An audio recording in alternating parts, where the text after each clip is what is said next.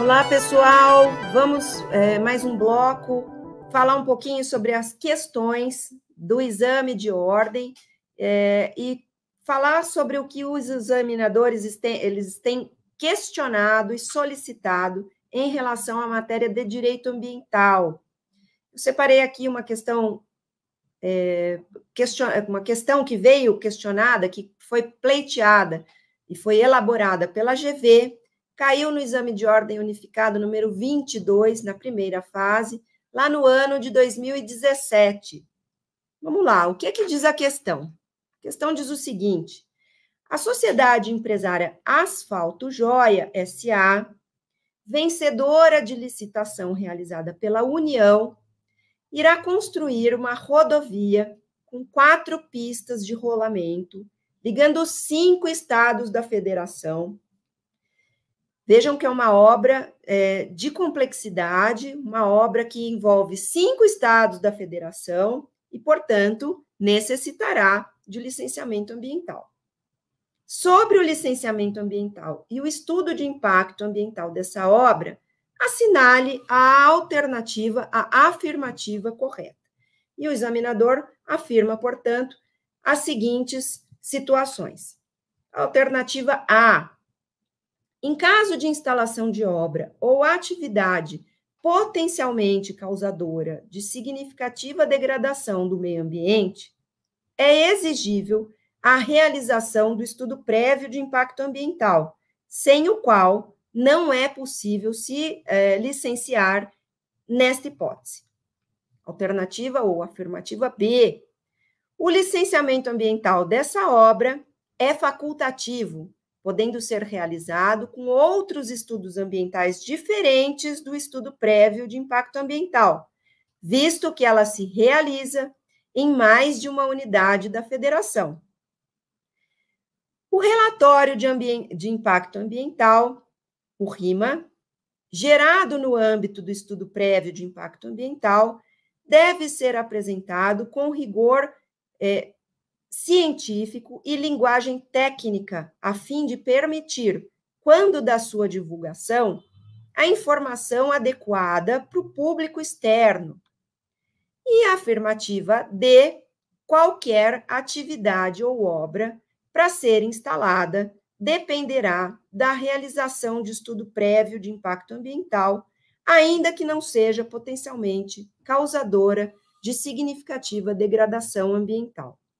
Veja, quando a gente fala de uma instalação de obra ou atividade que é potencialmente causadora de degradação ambiental, nós já vamos lá para o artigo 225 da Constituição, que diz, no inciso 4º do parágrafo 1º, que é obrigatório ao poder público, que compete ao poder público, para garantir o atendimento de um meio ambiente sadio e equilibrado para presentes e futuras gerações, exigir, na forma da lei, para a instalação de obra ou atividade potencialmente causadora de significativa degradação do meio ambiente, o estudo prévio de impacto ambiental a que se dará publicidade. Portanto, pessoal, essa é uma norma até de ordem constitucional e que já deixa claro qual é a alternativa que nós vamos escolher. A alternativa A é a alternativa correta. Ou seja, todas as vezes que houver necessidade de instalação de uma obra ou atividade que é potencialmente causadora de degradação ambiental ao meio ambiente, é exigível a realização do EIA, sem o qual não é possível licenciar. Por que as outras não estariam certas? Bom, o licenciamento ambiental de uma obra desta envergadura não é facultativo. Vamos lembrar que se a gente fizer a leitura também lá da Lei Complementar 140, que vai determinar de quem é a competência para licenciar, quando nós temos aqui 5 estados envolvidos, nós vamos precisar de um licenciamento que será acompanhado pela União. E um licenciamento que envolverá estudos complexos, em um estudo de impacto ambiental que deve usar uma linguagem de rigor científico, de linguagem técnica pertinente, com informações adequadas, dados, pesquisas, e não é isso que acontece no relatório de impacto ambiental. O relatório de impacto ambiental, ele deve usar uma linguagem menos técnica, com menos rigor científico, para que ele possa informar e ser divulgado para que qualquer cidadão tenha ciência do que está sendo desenvolvido dentro daquele projeto. Portanto, é o EIA que pede apresentação de rigor científico e linguagem técnica.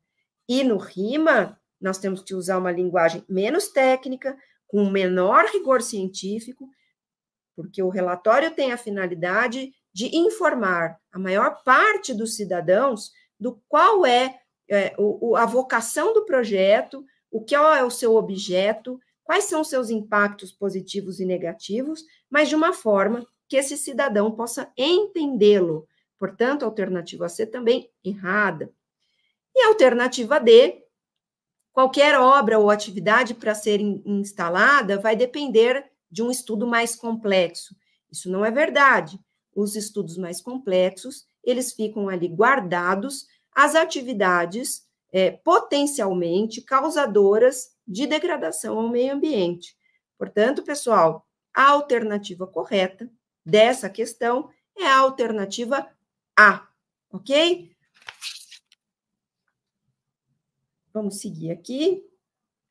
A questão número 7 aqui da nossa conversa, ela foi trazida, ela foi elaborada pela FGV, lá no ano de 2011, e foi questionada no exame de ordem unificado número 4, na sua primeira fase. Vamos lá. O examinador questionou o seguinte: assinale a alternativa correta quanto ao licenciamento ambiental e ao acesso aos dados e informações existentes nos órgãos e entidades integrantes do CISNAMA. Vamos lembrar aqui que nós estamos falando de acesso a informações ao que diz respeito às questões ambientais. Esse é um dos instrumentos da Política Nacional do Meio Ambiente e, portanto, o legislador quer saber, o legislador não, me desculpem, o examinador quer saber se, de acordo com o que ele trouxer aqui, das alternativas que ele trouxer, qual está correta em relação às informações divulgadas pelas entidades integradas do CISNAMA.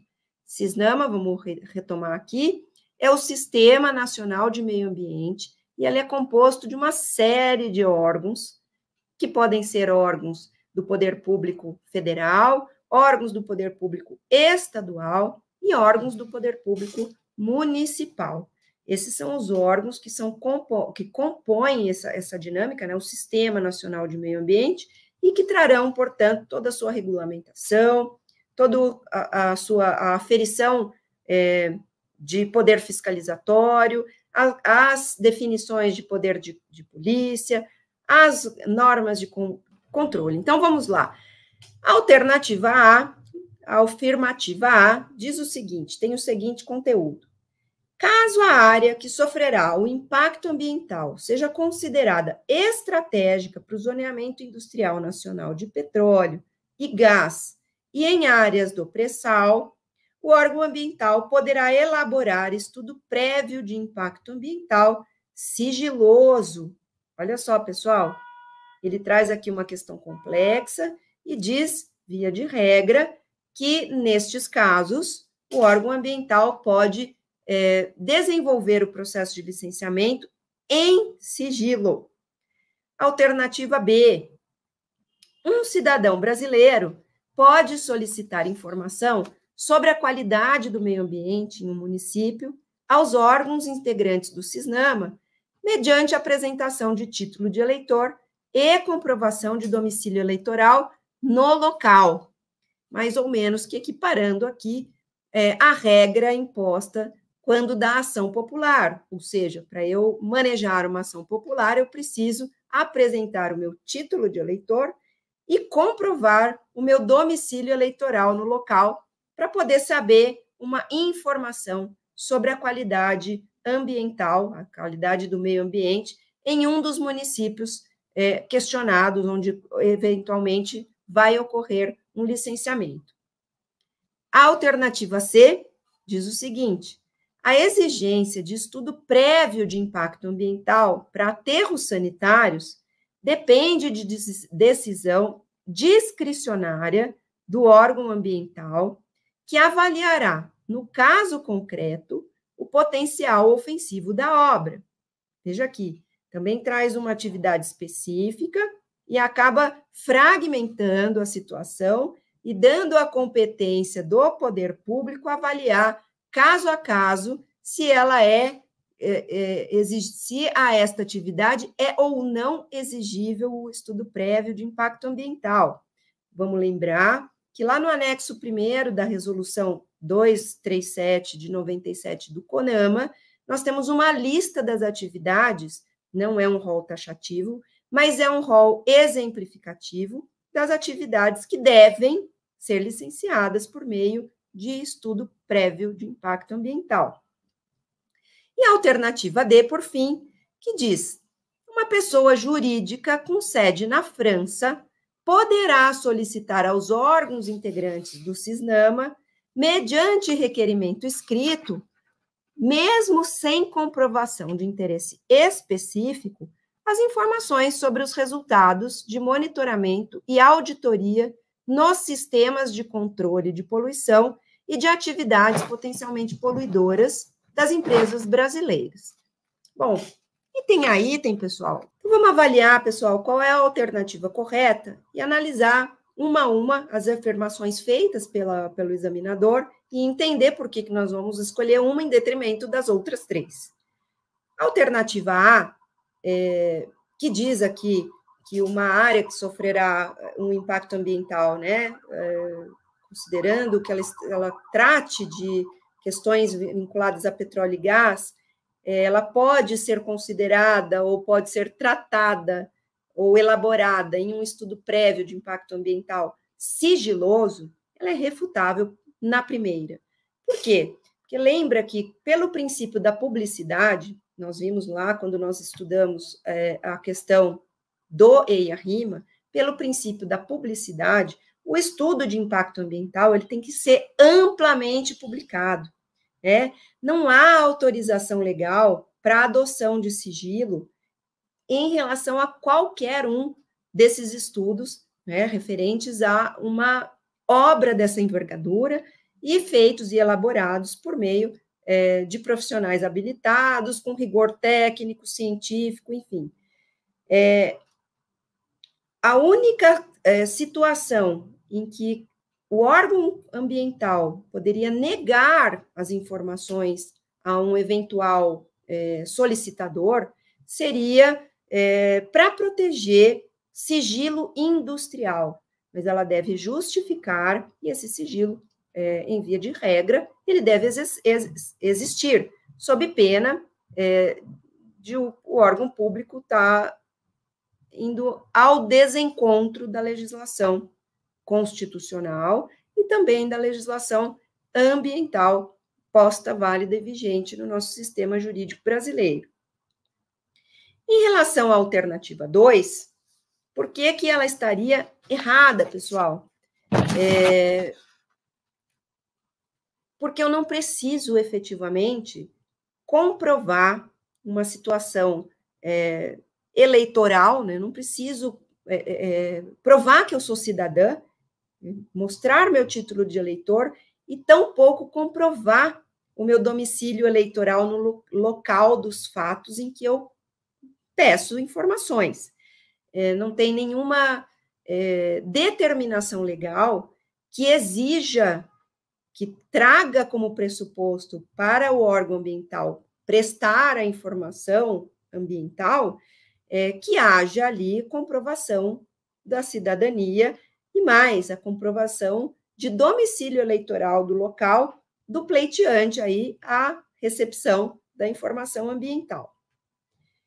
Em relação à alternativa C, vamos lembrar que a resolução número 1 de 86, a resolução CONAMA número 1 de 86, ela estabelece também que diversos empreendimentos de caráter poluidor já se presume uma certa obrigatoriedade de realização de estudo prévio de impacto ambiental, sem que exista qualquer possibilidade do órgão ambiental afastá-lo. Então, ainda que nós tenhamos lá no anexo 1 da resolução 237 de 97, um rol exemplificativo das atividades obrigadas a licenciar ou a realizar os estudos por meio de EIA-RIMA, e que, por ser um rol meramente exemplificativo, nós poderíamos questionar ao órgão ambiental a possibilidade de exclusão ou não, né, fazer uma consulta ao órgão para perguntar se ele é passível, porque não constante do anexo 1, mas se ele é passível ou não de licenciamento por meio de estudo prévio de impacto ambiental.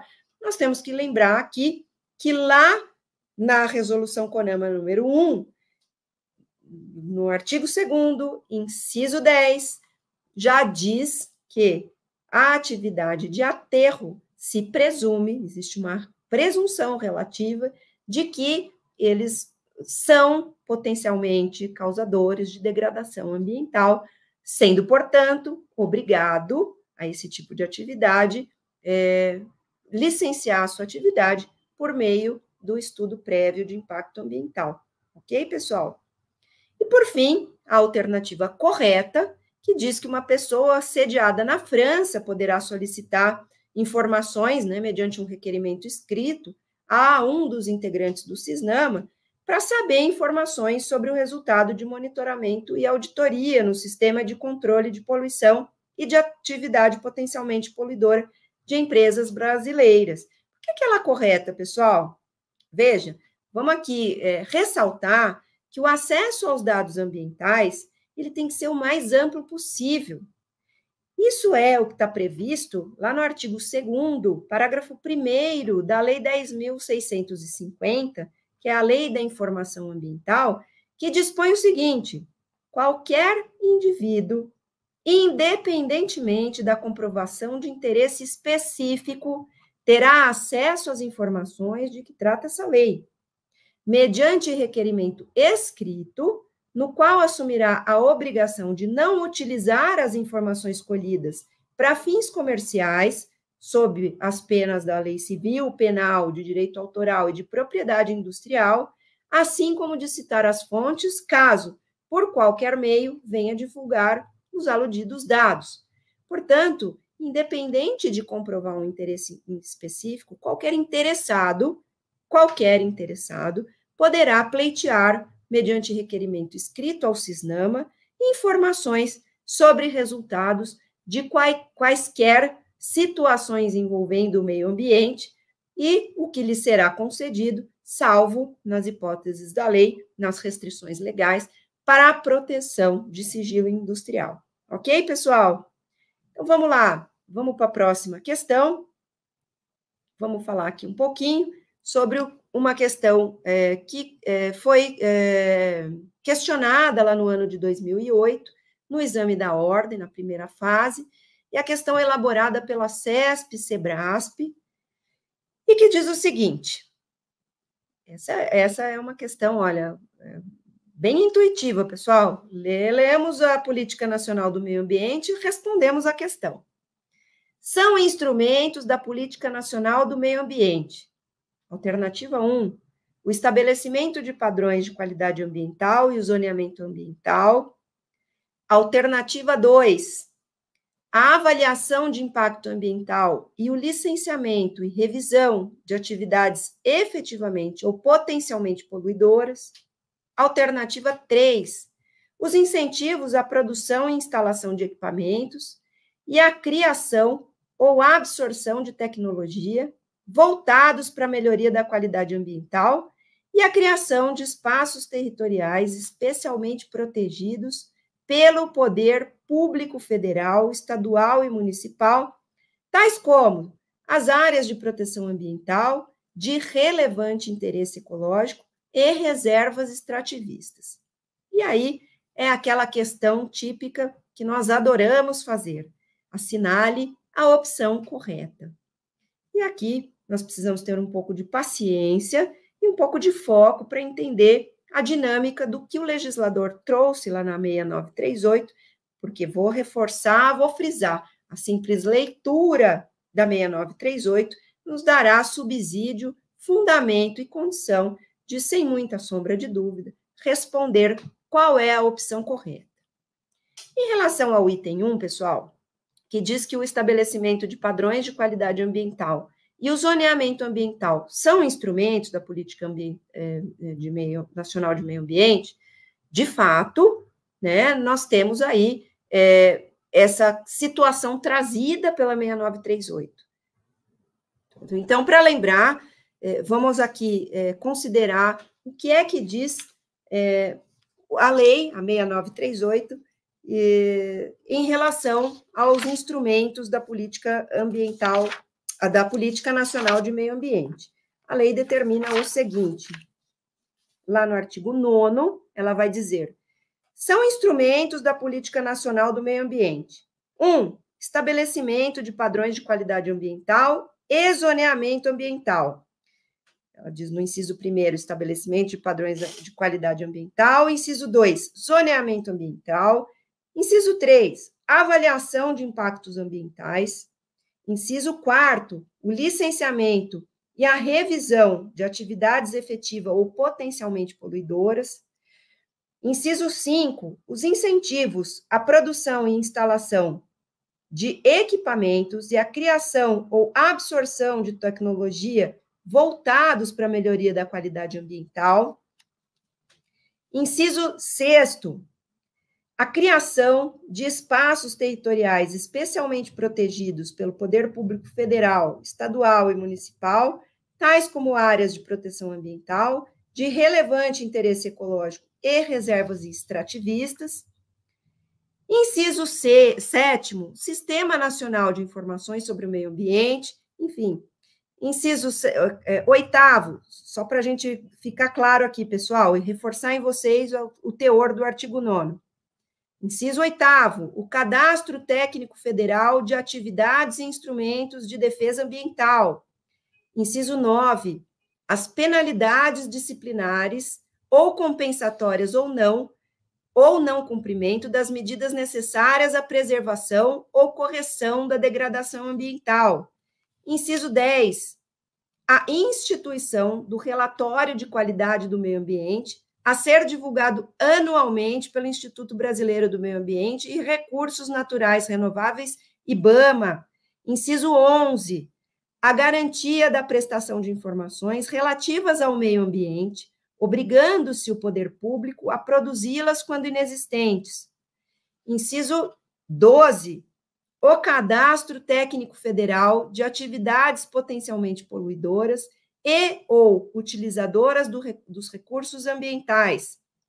Inciso 13, instrumentos econômicos como concessão florestal, servidão ambiental, seguro ambiental e outros. Bom, a gente lendo aqui só essa primeira parte, inciso 1 até inciso 6º do artigo 9 da 6938 de 81, nós já sabemos que a resposta correta é a descrita no item D, ou seja, todos os itens estão corretos. Ok, pessoal? Vamos aqui passar, então, para a próxima. Vamos para a próxima questão, pessoal, uma questão elaborada pela GV, lá no ano de 2012, e que caiu no exame de ordem unificado número 9, na primeira fase. A questão diz o seguinte, a Lei Complementar número 140, de 2011, fixou normas para a cooperação entre os entes federados nas ações administrativas decorrentes do exercício da competência comum relativas ao meio ambiente. Sobre esse tema, assinale a alternativa à afirmativa correta. E coloca aqui como afirmativas as seguintes considerações. Letra A. Compete à União aprovar o manejo e a supressão de vegetação de florestas e formações sucessórias em áreas de preservação ambiental, APA. Alternativa B, compete aos estados e ao Distrito Federal controlar a introdução no país de espécies exóticas potencialmente invasoras que possam ameaçar os ecossistemas, habitats e espécies nativas. Alternativa C, compete aos municípios gerir o patrimônio genético e o acesso ao conhecimento tradicional associado, respeitadas as atribuições setoriais.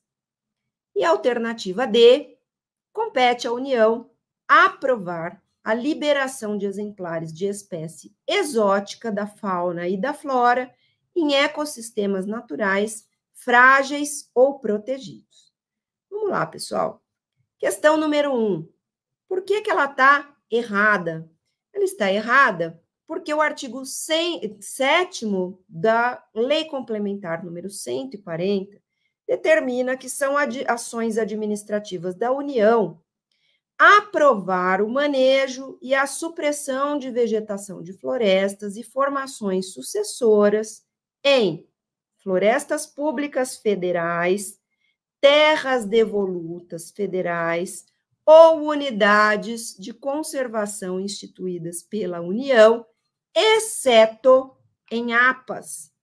Veja, as APAs são sempre uma exceção ao que pode ser determinado pela União, em termos de manejo e supressão, o que vale também para os estados e para os municípios. A APA, ela tem uma disciplina própria, uma disciplina complexa, e vai ser tratada lá no parágrafo único do artigo 12 da Lei Complementar 140 de 2011. Portanto, pessoal, a alternativa A está errada. A alternativa B, que também se encontra errada, veja, quando nós fazemos a leitura do artigo 7, inciso 17 da Lei Complementar 140, o legislador vai deixar claro que não pode, que não é competência dos estados e nem do Distrito Federal controlar a introdução de espécie exótica no país. Essa competência, ela fica exclusivamente restrita à União. Portanto, a questão está errada. A mesma coisa acontece com a questão, com a afirmação trazida no item C, que determina que compete aos municípios a gestão do patrimônio genético e o acesso ao conhecimento tradicional associado, respeitadas as atribuições setoriais. Veja, essa competência também só pode ser exercida, em regra, pela União. Isso está dito lá no artigo 7º, inciso 23 da Lei Complementar 140, que diz que são ações administrativas da União a gestão do patrimônio genético e o acesso ao conhecimento tradicional associado, respeitadas, portanto, as atribuições setoriais.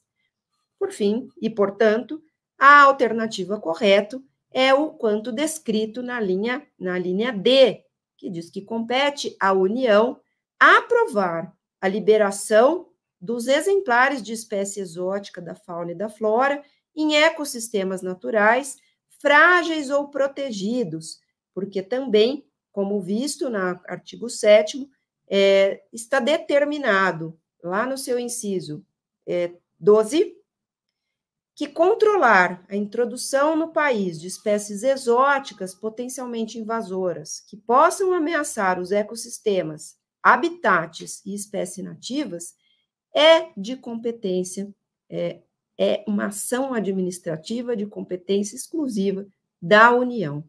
Ok, pessoal? Então, mais um bloco que conversamos aqui sobre as questões envolvendo temas de direito ambiental. Falamos bastante sobre temas vinculados ao licenciamento ambiental. E no próximo bloco, trataremos de mais alguns dos temas vinculados à Política Nacional de Meio Ambiente. Eu sugiro, mais uma vez, reitero, friso e solicito que, para que a gente cumpra a meta de gabaritar as questões de direito ambiental, a gente se detenha, a gente perca aí uma horinha do dia, lendo a 6938 de 81, a Lei Complementar 140 e a Resolução CONAMA 237 de 1997. Ok, pessoal? Um abraço e até o próximo bloco.